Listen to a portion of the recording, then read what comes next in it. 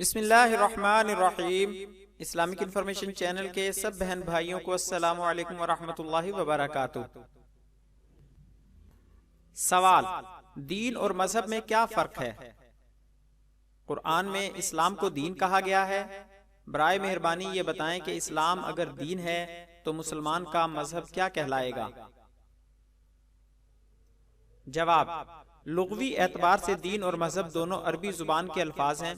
اگرچہ اردو زبان میں مذہب اور دین دونوں ایک ہی مفہوم دیتے ہیں، تاہم عربی میں مذہب کا لفظ دین کے معنوں میں استعمال نہیں ہوتا۔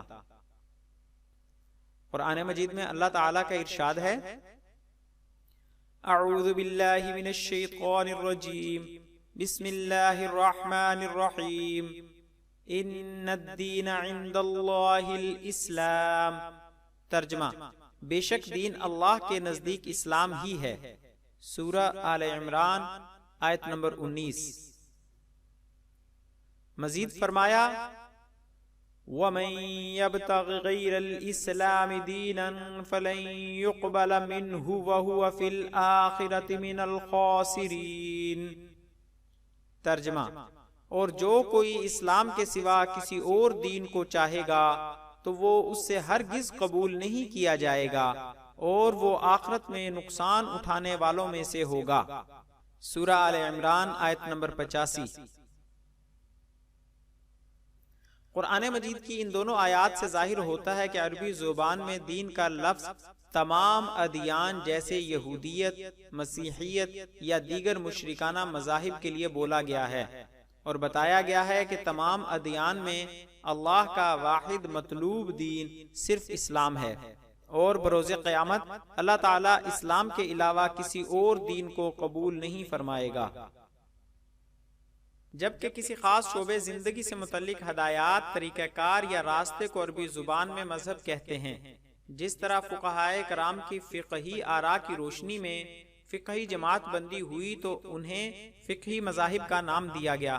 اہل سنت کے ائمہ اربعہ کی آراء کی بنیاد پر 4 فقہی مذاہب وجود میں آئے۔